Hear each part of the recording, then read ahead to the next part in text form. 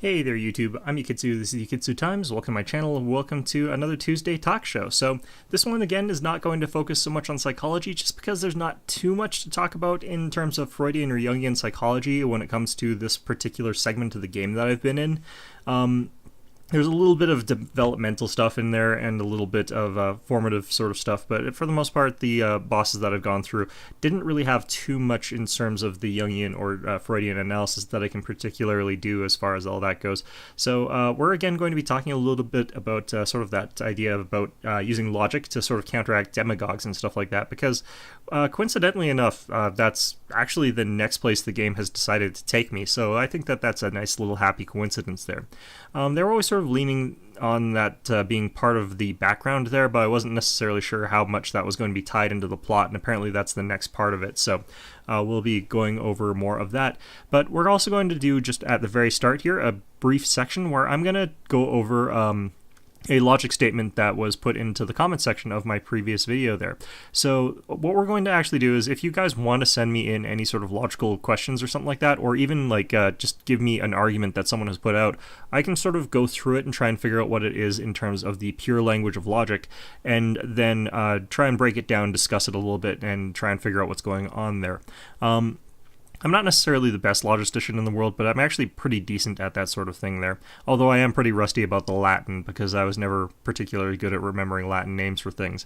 But that part, not necessarily that important. So what we're going to be doing is going over the argument that was put onto my comments first. That was, nothing is better than chocolate cake. Bread and water is better than nothing. And therefore, bread and water is better than chocolate cake. Now, in the comments, I brushed this off immediately as being an equivocation, and this is actually probably the correct judgment on this particular thing, but there's actually two other ways that we can analyze this, but we'll first go off why this is an equivocation. So, in the direct, general way that people mean any of these things, and this is because English, again, is an imprecise language, there's different contexts in which we use specific words. So when I say nothing is better than chocolate cake, I don't mean that it is better to have nothing than it is to have chocolate cake. The way English works with the word nothing, and it's a word that has linguistic conventions and exceptions to it, what I actually mean is as follows. There is no thing such that that thing is greater than chocolate cake. That's what's actually meant in conventional English by nothing is better than chocolate cake.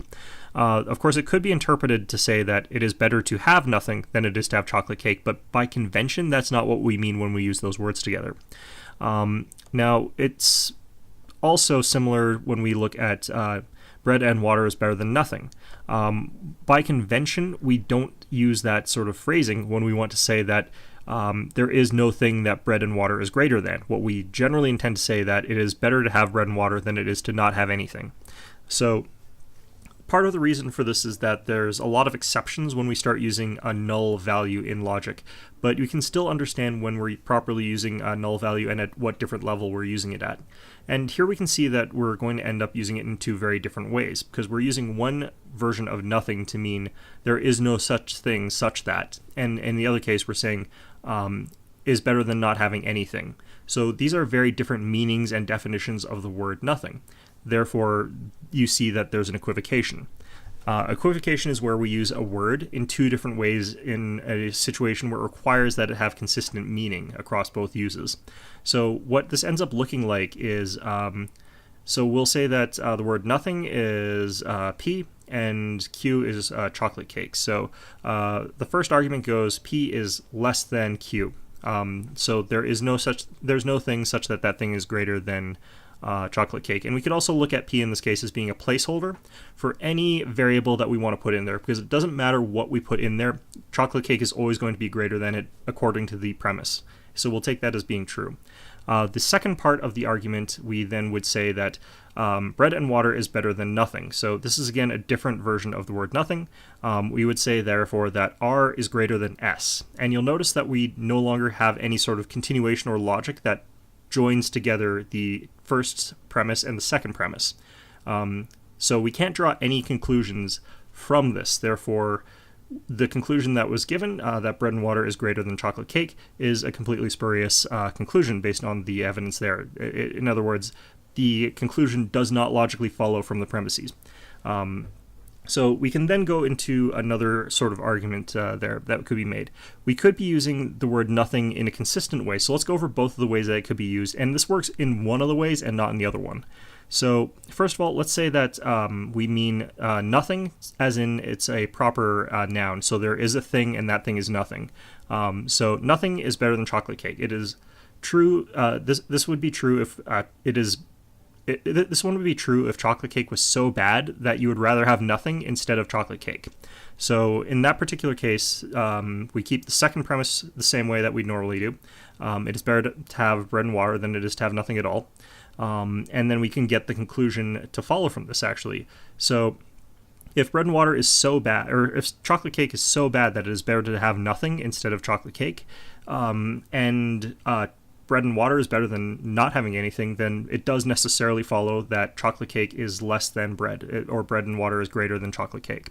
So you'll notice that the problem with this one is that it's got a false premise.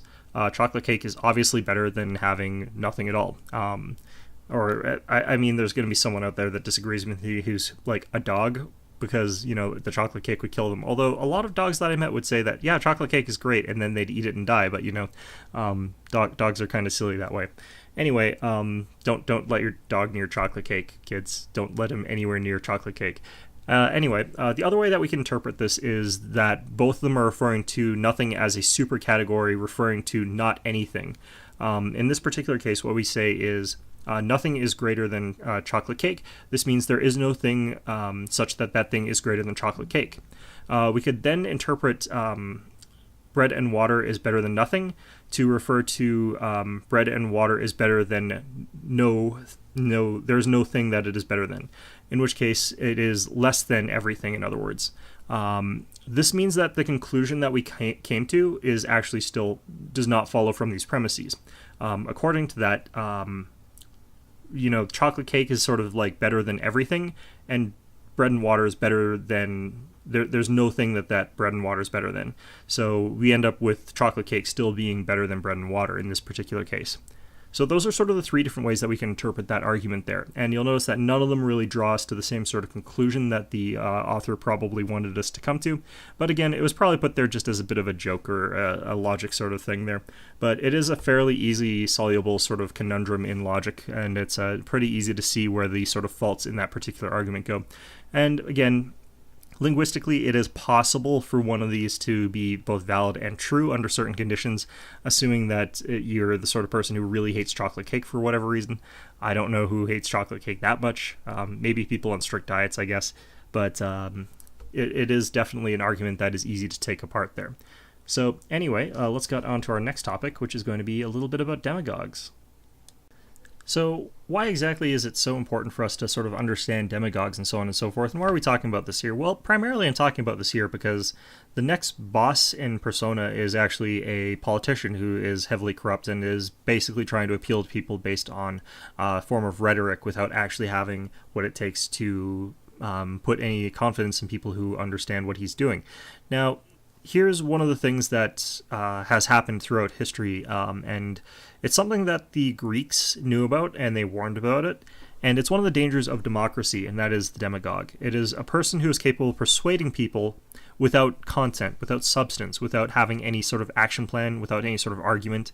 He simply says what people want to hear and convinces them based on their basic biases, their premise, their sort of already in place premises that they want to believe in, without actually convincing anybody about what actually has to be done. And this hasn't always been the case for democracy, but it has become so entrenched in the way that we view the world and in the way that we view our politicians that it's what politicians have to be to get elected. And it is going to be very hard to change the way that the politicians act, because we continually reward people who make specious promises and hollow arguments and don't actually have any sort of action plan. These are, generally speaking, the politicians that will resonate with people. And so even if we start getting a politician who actually has a firm action plan, who understands the issues, who wants to see the world be a better place legitimately, they still have to be a demagogue to get elected.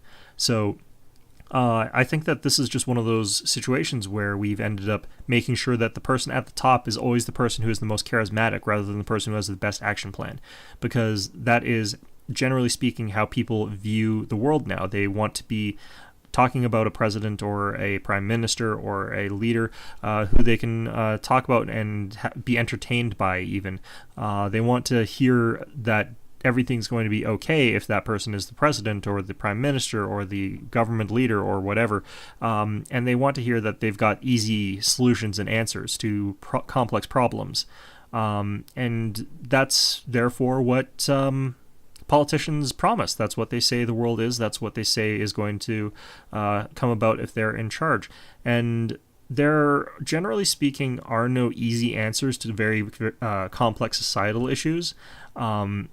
A lot of people like to think that they're simple, but they're often interrelated and interlinked with so many other elements of society that trying to reduce it down into a simple formula is extremely difficult. So on any given side of an equation, if you put a policy in place and don't realize necessarily what's going to happen, you end up with a sort of very awkward situation potentially as something else fails because of the systems you put in place. We can take an example from something that's not really too political here, but an example is, well, there's starving people off in another corner of the world. What's the simple solution to this? Well, the simple solution is take the surplus food that we have and go give it to them. That's what international aid generally does. That's what charities do, so on and so forth. But this has actually caused a multiplication of the effects that their poverty has actually already instilled upon them. Now that they're getting a bunch of free food, the local farmers can't compete and they're driven out of business. And that means that there are no farmers in those places in the world that are receiving significant amounts of food aid. And since there's no farmers, they don't produce any food, so the people are starving, so they have to get international aid. So if they had been allowed to struggle through that period of time and instead had people donating some sort of relief to farmers to encourage them to grow more stuff, or even if, even laissez-faire capitalism could have taken place there where the farmers could charge a ludicrous amount of money, everyone becomes farmers because it's extremely lucrative. Everybody makes a whole crap load of money off of being farmers and selling that produce in the open market. Suddenly they're not starving anymore. Or the government and aid agencies subsidize the farmers. You get a crap ton of money being a farmer because you've now got all these subsidies. It keeps the food prices low so that people can still afford to buy food and don't starve to death, as opposed to the laissez-faire capitalism. And you've got a whole bunch of people who are relatively well off. There's a lot of incentive for people to become farmers. There's lots of incentive for people to develop new farmland. People aren't starving to death. But that, again, is just a simple solution because it's difficult to determine, how much free market, how much of the external aid, how do we actually get people to give the correct type of aid? What happens if these farms actually still fail, if there's environmental factors at play here, and so on and so forth? What happens if we expand all this farmland and we deplete the soil to the point where it's no longer capable of growing crops 10 years down the line, causing a mass famine? These are complex issues. There's no simple answer that we can easily get to. And when we keep reaching for these simple answers, we keep finding ourselves making the situation worse and worse and worse for these people. And the same happens with our own internal politics. Every time that someone proposes and acts on a simple solution to a complex problem, we generally find that they're missing some elements that are going to be tied to that, and they make the entire system a little bit worse. So generally speaking, what we need to do is look out for these sort of politicians who are promising these very, very easy solutions. And that doesn't necessarily mean that a politician promising a hard solution is necessarily right either. Sometimes you've got some people saying that a situation is very, very complex or something when it actually is simple. That's quite rare, but it does happen. There are some problems that actually are simple. And you just have to assume that you have to listen to the content and subject of what people are trying to sell to you. And unfortunately, that's kind of what we've got now, because we keep promoting people who are better at being charismatic than they are at being reasonable. Even the reasonable people have to now be charismatic. This was actually something that, again, the Greeks knew about and warned about, and the counteraction to this is solid education. It's being informed. It's people who understand the arguments and can listen past what the people are saying. One of the most common things that we hear from politicians is that they're going to improve X, Y, Z things. So anytime you listen to a politician, hear what they're saying that they're going to improve. It's, generally speaking, ultimately similar to what everyone else is saying that they're going to improve. Try and think, when they say this, however, how connected are they to that thing? A lot of the time, like a nation's leader is not actually that influential over the direction the economy goes. Because they can't necessarily pass bills or laws by themselves that are going to heavily impact or influence the economy. They just aren't able to do it. They can't just go into companies and force them to do certain things either, to any real sort of sense. Like, certain political bodies can create legislation, but usually it's not the leader of the country by themselves, and even the ruling party has limitations on what they can actively accomplish with their sort of end goals there. You also want to sort of have an idea about what their processes are going to be. When people say that I'm going to, for example, a politician, let's say, goes in and says, I'm going to win the war in Vietnam. And, they don't necessarily tell you anything other than I'm going to win because I'm going to win Vietnam. Well, how are you going to win that? Is that just a promise that you're putting on the campaign trail? Because that sounds like the sort of thing that people could potentially have rallied behind before they went in there. But it sort of became clear that they're not going to be able to. I mean, we could also talk about more recently. We're going to wipe out terrorism. How are you going to wipe out terrorism? What's your specific action plan? What steps are you going to take? Who's going to be involved? What branches of the military are going to be involved? What allies do we have? What sort of resources do we have to put at our disposal? What exactly are you defining as terrorism? How are you going to fight it? What's the cause of terrorism? How are you going to remove that root cause of it? None of these questions were answered, and this is why we still have things like ISIS in the Middle East there. As opposed to a victory against terrorism, because we didn't have an action plan to go forward through. We had a promise that we were going to beat them. We had a big banner that said mission accomplished. We didn't have an idea about what was going to actually occur. And this is the sort of thing that we see all the time. We don't see people who are promising that they're going to do these many different layered steps to get to where we're going. They're not going to form a committee to figure out what is causing terrorism to be on the rise. Like, no president is ever going to get elected on the campaign trail saying, I'm going to form a committee that's going to do an investigation into what causes terrorism. Who's going to vote for that? Nobody. And yet it's probably the right thing to do. And the reason that that's not going to work is that, again, people want easy, fast answers. They want the guy to say, yeah, I know the solution to this. You'll have to elect me to figure out what it is, though. And then you elect him, and it turns out that he was lying. That's just, generally speaking, how that sort of works there. And I think that if people sort of are better informed about these sort of situations, it would help out quite a lot when we hit an election or something like that. And I'm not going to say which party I believe in any given event there. I think that this happens on both sides, because both, again, every candidate has to operate like this, because the voter base is, to be blunt about it, kind of stupid, and they are sort of banking on the stupidity of the voter blocks. They're banking on the assessment that people will not look at the content of their speeches. They won't question the fact that these people do not have the answers. When somebody says, I'm going to go defeat ISIS or whatever, that doesn't mean anything. If somebody says that I'm going to improve the economy, that doesn't mean anything. Tell us how you're going to improve the economy. Tell us the individual steps to get there. Tell me what studies and research you've done to get to that conclusion. Tell us why you think that's going to work. Who is it going to improve the economy for, and how do you prove that? These are not the sort of things that people look into. This is not the sort of question that a politician would be able to answer, and they are very good at not answering those questions. They're very good at getting around those questions, and that's because, again, people aren't interested in the answer that it's going to be a lot of hard work from the voting populace. It's not going to be a popular answer. Maybe sometimes it isn't hard work from the voting populace. Maybe it is just a legislative change that would be able to swing the economy right around. But it's kind of doubtful that that's going to be the case in the vast majority of situations. So it's probably going to be something more complex than that. And yet everybody has to promise that they're going to have a simple solution to improve everything. And whenever we hear that, it just keeps pushing the politicians further and further into that corner there, where they have to make that sort of claim to get the votes. And it's kind of the way that modern voters work. I think that it's just a case that, to a large extent, a lot of voters are kind of ignorant, honestly, especially the people that claim like they're following a candidate and support them fully because their candidate is going to be able to be the one that does all these things because they blah blah blah. Generally speaking, the people who strongly believe in any given candidate, like I know a lot of people who are just tremendous Bernie Sanders supporters, but they wouldn't be able to, they can't, none of them can tell me his policy. None of them could tell me how it would fit in America, if it would be too disruptive. None of them could tell me what his economic stance was, or well, they could tell me generally speaking what his economic stance was, but they wouldn't tell me how he would execute it, how he would get it through Congress, which would be extremely against it, how it would be passed into the business world, which would be against it, how he would go against all those corporations. None of that was explained to me by any of the people who vehemently supported him.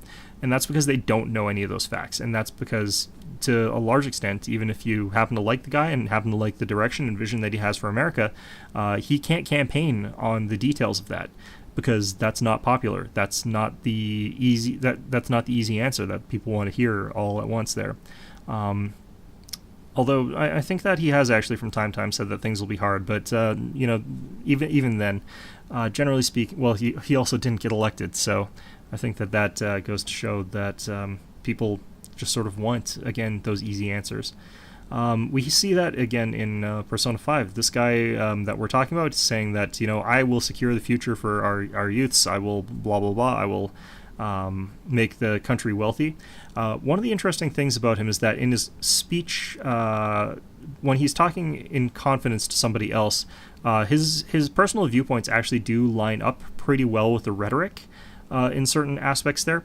But even when he's in private, he doesn't seem to have much idea about how he plans on going about getting the things that he wants.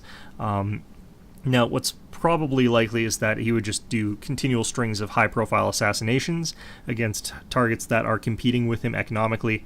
This, again, is a simple solution to a complex problem. An economy is a much more complex thing than all of my corporations are bigger than everyone else's, although that certainly would help. But I do think that his plan probably was loads of high-profile assassinations against other competing nations and stuff like that.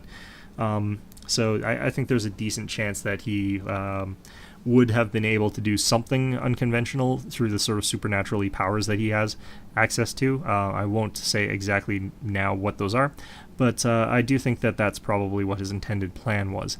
So I do think that his general goal, though, was obfuscated when he's talking in his speeches. So when he's talking in his speeches, he's talking about securing a better future and increasing the wealth of Japan, making everybody wealthy. What he's actually talking about is not everybody in the general sense there. He's talking about the 1%. He's talking about the select few people that he believes in, and he's willing to abandon pretty much everybody else for the sake of those individual people that he sort of selects as being his chosen followers. So this again is that sort of idea of you have to also understand what people are saying they're doing. Because if somebody says, I'm going to improve the economy, and they do improve the economy, but they only increase the amount of money that is accessible to their personal cronies, it doesn't really matter to the vast majority of the voter base that the economy has technically improved. The GDP has technically improved by, say, 5%. If that entire 5% increase has gone to 1% of the population that the president or the prime minister or the whatever leader has chosen, then that's largely irrelevant to the vast majority of the voting public. I mean, trickle-down economics is a theory, but it's not necessarily one that has held much water over the history of its usage. So it's difficult to say that that would actually be something that the voters would resonate with in any sort of sense. But, he's talking about the young people of the future who are going to become the sort of best and brightest of it. He does believe in sort of purging the old party of their corruption and so on and so forth, but he's oblivious to his own corruption in this particular case. I think he legitimately believes what he's doing would be best for Japan, even though I think that he's clearly wrong. But that's just, again, my take on it. And the game obviously sort of leads you to believe that he's obviously wrong. But, maybe if he did make everybody ludicrously wealthy and that somehow did trickle down to everybody else, then that would have been for the best of everybody. But I highly doubt it. I think that, even if you could do that by assassinating a whole bunch of competitors, that's probably not an ideal way to do it. But yeah, he's only really concerned about specific young people coming into power and being able to sort of sit at the head of things. I don't think that he really believes in, of course, just the generic young person, and he makes that pretty clear when he talks to you or interacts with your character, when you're sort of bumping into him or whatever. So yeah, it's an interesting character. It's an interesting sort of villain and antagonist to the series. But at this point going forward, there's going to be much, much heavier spoilers, because I'm going to be talking about where I am in the game and my sort of analysis of the game as it is.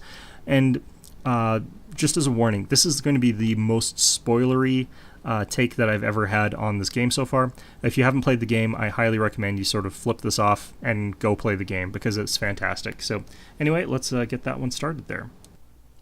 I guess before I sign off on this, just to avoid being the sort of person who presents ideas and easy solutions, let me just tell you the hard solution to how to solve this problem. It's get enough people to be fully informed about issues and get enough of them to think critically, sit down and logically go through each point, reduce those points down to their basic premises, and then figure out if those premises are true, and figure out at what point they all sort of accept that the premise has to be true based on actual verifiable fact as opposed to their personal opinion or beliefs, and then sort of use that information to go forward. This is an impossible dream, but it is something that I wish would happen in the world, so that people would be just more informed voters, more informed about the world that they live in, and more informed about the sort of policy that people want to enact. And so that we could be more informed about it, because if that's the sort of criterion that we hold our politicians to, if that's sort of criterion that we hold people that we discuss things with to, then people are going to have to be a lot more cautious when they present a solution to a complex problem, because they know that we're going to be able to dismantle them in a ruthless way. And as long as we're able to do that, they have to be on their toes and think through their arguments very carefully. And generally speaking, if we force people into that sort of situation where they have to think critically about what they're saying, if they have to present realistic solutions to problems that they know will work, then we are going to see a lot more positive change happening. But the reality is that that's not the world we live in, and that's never the world that we are going to live in. It would be the hardest solution to the problem, and I do not know an easier one. But in any event, let's go on to talking a little bit about Persona 5 here. So I've actually blitzed through the rest of Okumura's level, which was kind of okay. The problem I have with it in particular is that it really is just a plot device to get the story moving forward. It had some elements that were quite personal to it, but the character that was involved, which is Haru, got involved in the story so late into the game that there feels like there's a little bit less development into that. And of course, it's starting to feel a little bit faster paced by that point in time regardless. So I didn't really feel like she integrated into the team quite as well as some of the other characters did. And the other thing that I have that sort of against this is actually the ending of the dungeon. So this is actually more criticism of the game as a whole, and I don't think it takes away too much from it, because as I've said before, the game is deliberately meant to be predictable. But one of the things that they do in this chapter is, at the end of the level, when you beat Okumura, for some reason he doesn't disappear like all of the other shadows do, which would have solved this whole problem. But instead he gets shot by what is clearly Akechi. It's just him. They sort of make him into a dark silhouette, but at the same time, the problem is that it still just looks like him. They could have done a much better job of obscuring who it was, making it so that it's oh yeah, no, it's that could be anybody that did that thing, except for clearly the teammates, because you were all together when you clear out. So I mean, it's obviously not that, but instead it's just no, it's here he is doing the thing, and you're just oh, okay, so yeah, he's the bad guy. Okay, great. So they just show you it. I'd kind of deduced by that point in time that he had something going up with him, but I wasn't entirely sure what it was. Like, there were a couple hints that he clearly knew about the metaverse, or they were implying that he definitely knew about the metaverse. Like, some of the conclusions that he draws in the early game are far, far too contrived for him to have come up with without having some knowledge about there being some other alternative world. Like, you can sort of assume some sort of level of trickery or something like that, but to assume something supernatural right off the bat like he sort of does is kind of absurd, in my opinion. So, like, that obviously didn't add up. And two, they made his acting deliberately bad in a lot of scenes. And this isn't actually like to say that his voice actor was doing a bad job, but I think that his voice actor was told, act like you're acting, sort of thing there. So a lot of his lines came out as though he's putting on a show for somebody else there, which he is. He's sort of like lying to everybody there that he ever talks to. Which is fine, but just because you suspect something's up with the character doesn't mean that you know that he fits into this particular role in the plot there. And just because you have sort of suspicions that he's been in the metaverse doesn't mean that he guaranteed is that individual that does whatever. But I even got to the point where you actually go through the interrogation and you get the reveal of how the team figures out. And I had actually missed this. It's about a throwaway comment that's way earlier into the game, where he says something in response to Morgana. And I sort of hadn't recognized that or hadn't realized that at the time. I think what I did was I brushed it off as okay, so yeah, this is going to be the justification for him to know about the metaverse, and he's going to reveal that he knew about it later. But instead, before any of that could come to light, he goes ahead and shoots Okumuro, and it's just him. So that was a thing.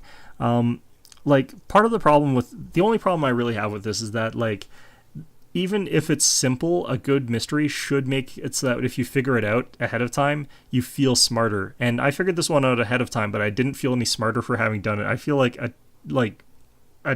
just a cat. If you put a cat in front of the TV, the cat would be like, "Oh, it's Akechi," and you'd be like, "Why the hell are you talking, cat?" And the cat would probably, just maul you because cats are vicious. But yeah, so it ended up being just a bit of a letdown that it was so easy to figure that out. It's just like, god damn it. But beyond that, I did feel pretty good that I did call the fact that this was basically Ocean's 11. It's all an elaborate ruse. You deliberately got captured. It was part of the plan. You needed to do that to do a whole bunch of other things. I didn't actually expect you to get shot in the forehead, and that was part of the plan. Because I didn't necessarily think about the dynamics of the metaverse being quite the way they were, and that all gets revealed to you after in that sort of this is how we did it sort of thing, which I was saying, that's just classic to the style of heist thing where, it's like, how'd you pull off the heist? It's like, well, this is how we did it, and they sort of show flashbacks of all the individual steps. I have to say, again, Yusuke, like, just on point for this part here. Out of all the characters, as you're sort of like discussing how it went down in the cafe or in the in LeBlanc, Yusuke is just the one that understands the main character easily the best, where he's just like, I bet he was sitting there with some sort of smug grin laughing about how he'd outsmarted Akechi there, and that is exactly what the main character was doing at that point in time. So he knows him really well. I think there he just knows exactly what was happening running through Joker's head. But yeah, like, I did predict accurately that, you were in there for a specific purpose, on purpose, as part of a heist. I figured it was probably to catch the traitor by the point where they were talking about it. What was interesting is that they actually get you to replay the tutorial mission, which I thought was kind of nice, actually. This time, instead of the blanked out faces that they had in the opening, they actually let you see the faces of the characters as they were speaking. I thought that was a bit of a nice touch. It sort of was like, it added some personality to it. One of the other things leading up to this, though, that I thought was too much of a dead giveaway was that there are certain parts in the conversations that you have leading up to the heist wherein you actually have this sort of moment where it's blanked out. And this is written into the story as since the entire first half of the game is you recalling the events of your life up to that point by telling them to Sai Nijima. She's interrogating you. So the gaps in that are because your memory about the particular plan isn't necessarily complete. You're misremembering certain things, or your memory's not that great because you've been sort of beat around, you've been drugged, and so on and so forth. So And despite that, you're still capable of perfectly remembering what you ate on Tuesday, April the 15th.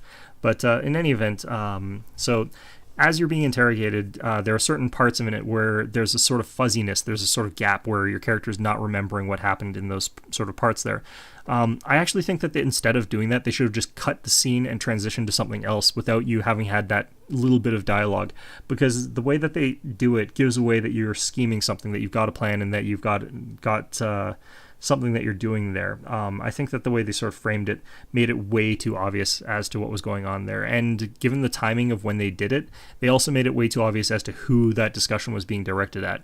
They tried to add in a couple red herrings for a couple other characters potentially being the traitor, but they were really weak, and I think that that was probably deliberate. Makoto in particular, they tried to add in a couple instances where it made it seem like maybe she could be the traitor, but it was really actually quite obvious that she wasn't, just for so many varieties of reasons. But they did give her a fairly strong motive to be the traitor, but at the same time, she obviously wasn't going to be. She even says in her own time during one of the cutscenes, because she's basically the dear protagonist of this game. She's like the secondary protagonist that there's a sub story of. You actually cut to her point of view a lot, which is weird because you're recalling your own memories.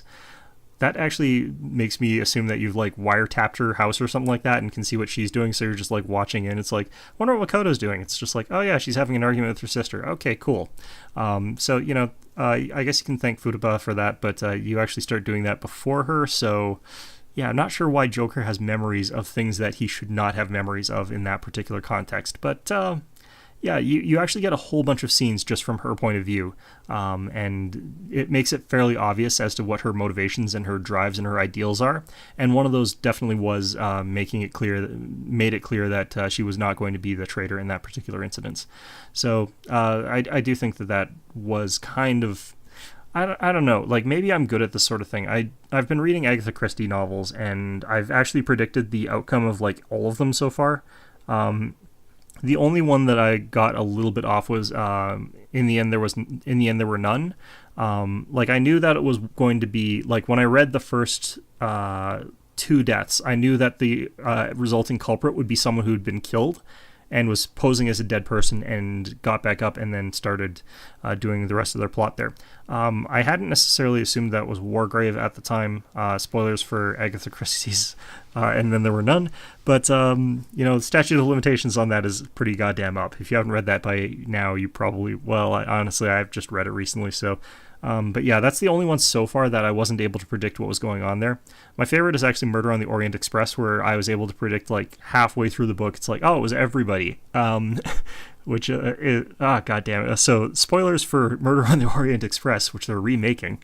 Holy hell me. Anyway, so maybe I'm just particularly genre savvy, but I don't think that that's the case. I think that this actually just was a case of the puzzles being way too lenient and way too easy for the main character.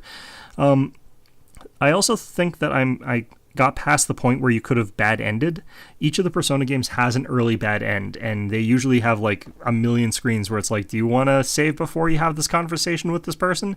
And that happened here, but I got through it and I'm not actually sure where the option to suicide was, because like in Persona 3, it's just like, do you want to kill this guy and then kill yourselves? It's like, no, and that's the option there. It's really obvious. For Persona 4, it's a little bit less obvious, but still pretty obvious. It's like, do you want to murder this guy? It's like, no, maybe we shouldn't do a cold-blooded murder. I think that would probably be a good idea. But I got through this one, and I'm still not entirely sure what I was supposed to do to actually bad end there. So maybe that actually is still ahead of me. Maybe the ability to end the game early is still something that's going to be an option later, as opposed to one that I've already been through. So, in any event, though, yeah, you get through sort of your interrogation. It turns out that the whole thing was a plan all along. One of the things that I'm interested to see is if you did change Nijuma's heart, because that's actually the last target that you have up to that point is the person interrogating you. From all evidence that I can see, it looks like her heart wasn't changed, but it would be kind of interesting to see what exactly it would have been if she had been changed. The reason I suspect that her heart hasn't been changed, and this could just be a plot inconsistency, is that every other character, including Futaba, after they've had their heart changed, has this sort of lengthy period of time where they're sort of out of it, where they're really, really tired. and can't really respond to anything. And then after that, they sort of admit to all of the stuff that they've done wrong, and they have a change in that sort of core problem that they had. They repent for it, and they don't have that anymore. Whereas for Sae when she's interrogating you, it's actually crucial for you to not have changed it. So I'm pretty sure that she hasn't had any change of heart there. I think that you don't find her treasure, and I think you just leave. But in her case, the reason I think that her change of heart not happening was so crucial was that you needed her to have that sort of drive to prove herself right and to prove herself victorious over Goro Akechi. He got all the credit for having captured you, and you sort of end up in that because of him. But she still wants to win the case. She still wants to be the one that comes out on top. She still wants to get down to the truth when he couldn't, or when he was, obviously responsible for the whole thing. So she still has that sort of competitiveness, I need to know, I need to be the one to win this sort of attitude that I think is actually necessary for her to sort of do what she ends up doing, like barging into the interrogation room when she didn't really need to. Had her heart changed? I don't think she would have. I think she would have just given up on the case and just been like, oh, what have I been doing, going after these people and there's no evidence and so on and so forth. But so I definitely think that they've made it so that she did not have a change of heart. What I really would like to see, though, is what her actual treasure was, because I'm a sappy person. I'm like just sort of a mushy person at heart there. So I'm kind of hoping that was like something about Makoto. Because it's very clear that she wants certain things from Makoto and that she cares deeply for her in a very particular way. She's overly strict with her, but that's just because of the way that the world that she's been involved in is, and it's the way that she thinks that the world's going to be for Makoto, and so she's trying to sort of prepare her for it. But it's obvious that she cares, very, very deeply about that. So I think that would be kind of a sweet thing for them to have done. But, maybe they'll discuss that. Maybe they never will. I don't really know for sure. But yeah, that's been this part of Persona 5. It has its ups and downs. Like, the turnaround was really, really good. It's just that it was so over telegraphed that I feel as though, it's like, oh man, I wish I could have gotten there by my own deductions instead of them just being like, here's the answer. Like an hour, I think they told me the answer to everything up to that point was like 4 hours before I actually got there. So it's just like, when I got there, it's like, yeah, I knew this was already happening. Like, the bigger twist would have been if I was wrong. Like, if they threw all this, like, oh yeah, no, here's a picture of Goro, like, shooting the guy in the back, and it's like, it wasn't him. It's like, oh shit, that would have been, that would have been amazing. But, unfortunately, like, the other reason that I don't like it is because it feels like such a rehash of Persona 4's, like, Adachi, the young detective in both cases being the crooked guy, but whatever. It still was actually a pretty good turnaround, and I really did like the explanation for how it went down and the elaborateness of the plot there. The cutscene as well, I really liked the cutscene coming out of there where they're talking on the news about how your character had killed himself and so on and so forth, and like Ryuji, like, it goes through all the reactions for all the characters, and they all seem sort of like in various different states and so on and so forth, but Ryuji is like immediately just smiles and is like, we got him. And that's when I knew for a fact that I just selected the right choice to get through that, although I'm not entirely sure if I could have died there or not. But the reason that I think that's the case is because Ryuji can't keep his damn mouth shut. He'll immediately tell the truth about something. I was actually really surprised that when they were discussing it, everybody on the team was actually in on the whole thing. Every single member of it. Like, I would not have told Anne, and I would not have told Ryuji personally, just because Anne can't act worth shit, although she's a lot better right now as opposed to before, and Ryuji can't keep his mouth shut. So those two are basically just leaky buckets. They're buckets with bullet holes, basically. Whereas I think that you can sort of trust, like, Makoto to not do anything too stupid, although she's actually also pretty bad at acting. Like, when she's trying to stalk you, it's pretty obvious that that's what's happening. Yusuke, though, like, you could tell him anything and no one can read what the hell he's thinking ever, because what he is thinking is entirely inscrutable. Morgana's got a good poker face.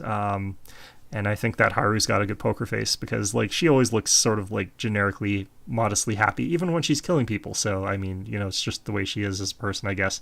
Futaba, I think, is socially awkward enough that no one would expect anything out of her anyway. So, although she does her part pretty well as well, she's actually much more instrumental in this going down than any other character, really.